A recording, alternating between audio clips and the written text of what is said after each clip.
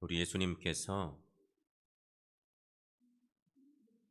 목요일 밤, 이제 곧 돌아올 목요일 밤인데, 목요일 밤 제자들의 발을 씻겨주시고 제자들과 함께 마지막 식사를 하셨습니다. 그리고 그 밤 겟세마네 동산에서 기도하시다가 가룟 유다의 입맞춤 신호에 따라서 군병들에게 붙잡히십니다. 예수님은 여러 신문과 심한 박해를 받은 후에 사형 언도를 받습니다. 그리고 금요일, 성금요일이라고 하는 금요일에 골고다 언덕에서 십자가 처형을 받고 돌아가십니다. 골고다 언덕 그 위에 세 개의 십자가에는 누가 있었을까? 첫 번째, 가운데 십자가에는 예수님이 달리셨습니다. 사람들이 알기로 예수는 나사렛 동네 목수 요셉의 아들이었습니다. 갈릴리 사람들은 너무 잘 알고 사람들은 다 예수는 목수의 아들,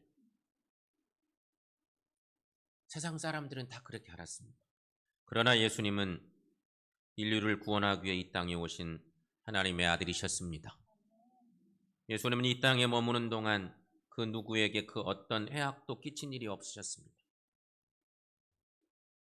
오히려 큰 권능으로 많은 병자를 고쳐주셨고 사랑으로 소외된 자들의 아픔을 싸매어 주셨고 지혜로 하나님 나라를 선포하셨습니다. 그런 주님이셨습니다. 그런데 왜 예수님은 십자가에 처형되셨을까? 그런 분을 왜 하나님의 아들을 십자가에 처형되게 하셨을까? 이유는 크게 두 가지 정도 생각할 수 있어요. 첫째는 시기 때문입니다. 예수님께서 하늘의 권세로 말씀을 선포하시며 큰 이적을 나타내심으로 많은 사람들이 예수를 초종했습니다. 뿐만 아니라 예수님께서 당시 종교 지도자들의 교만과 외식을 신랄하게 꾸짖으셨습니다. 이로 인해서 인기가 떨어진 종교 지도자들은 예수에게서 흠을 찾으려고 애를 썼지만 찾을 수가 없었습니다. 그래서 그들은 예수가 스스로 왕이 되려고 한다는 누명을 씌워서 고발했습니다. 총독 빌라도는 그 고발을 받아서 예수를 신문한 후에 무죄임을 선포하지. 죄가 없다.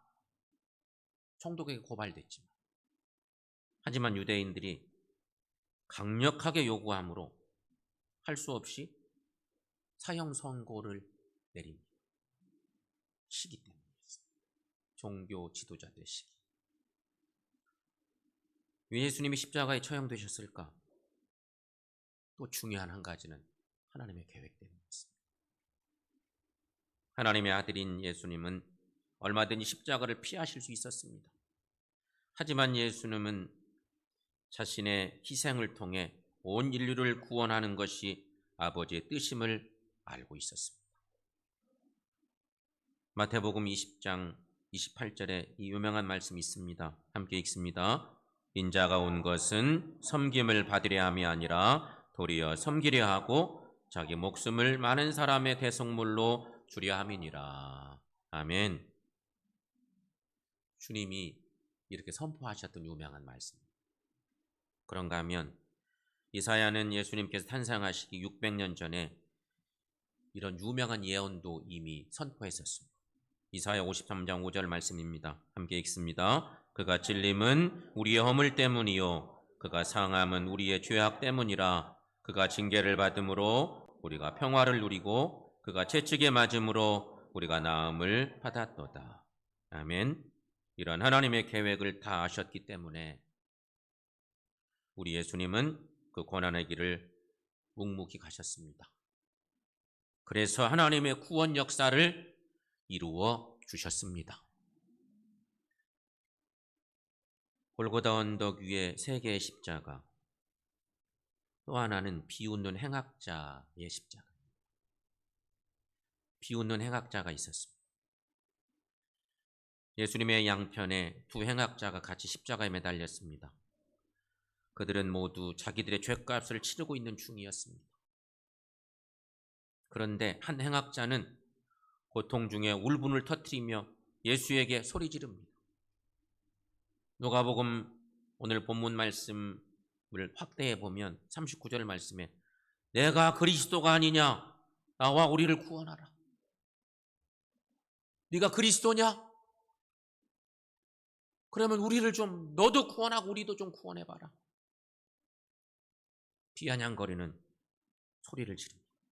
이 행악자가 바라는 구원은 고통스러운 십자가에서 당장 내려가는 일이었습니다. 성도 여러분, 이 사람은 생의 마지막 순간에 구세주 예수님을 만났죠. 하지만 구원을 얻지 못했습니다. 예수님을 비웃던 행악자는 끝까지 타인을 원망하며 저주의 길로 가고 말았습니다. 세 번째, 뉘우친 행악자가 있습니다. 뉘우친 행악자는 십자가 위에서 친구를 꾸짖습니다. 누가복음 23장 40절에 41절 말씀, 여러분 거기 함께 읽습니다. 하나는 그 사람을 꾸짖어 이르되 내가 동일한 정죄를 받고서도 하나님을 두려워하지 아니하느냐? 우리는 우리가 행한 일에 상당한 보응을 받는 것이니 이에 당연하거니와 이 사람이 행한 것은 옳지 않은 것이 없느니라. 자신의 모습들을 얘기하고 그리고 나서 예수님을 증거하기를 이 사람이 행한 것은 옳지 않은 것이 하나도 없다. 이렇게 증거하죠. 중요한 것은 마지막 큰 순간에 그는 예수께 자신을 의탁합니다. 42절 말씀에 보면 예수여 당신의 나라에 임하실 때에 나를 기억하소서. 이렇게 부탁하죠. 그렇다면 여러분, 이런 뉘우친 행악자는 어떻게 되었을까요?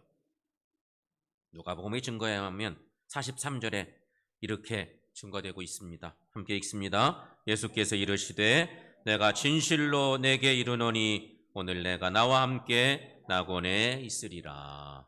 아멘. 성도 여러분, 뉘우친 행악자는 십자가의 피 공로로 낙원에 들어간 첫 번째 사람이 되었습니다. 이 은혜가 오늘 우리에게도 있기를 축원합니다. 성도 여러분, 우리 예수님은 죄가 없으신 하나님의 아들이십니다. 하지만 인류의 죄를 대신 지시고 십자가에 달려 돌아가셨습니다. 그러므로 예수님의 피공로를 믿는 자는 죄사함 받습니다. 어떤 죄도 용서받습니다.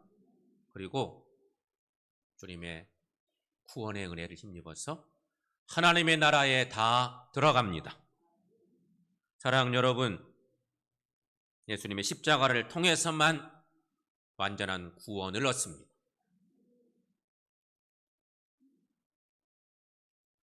이 놀라운 은혜를 주시기 위해서 예수님은 골고다 언덕에 오르시고 십자가에 달리시고 죽기까지 복종하셨습니다.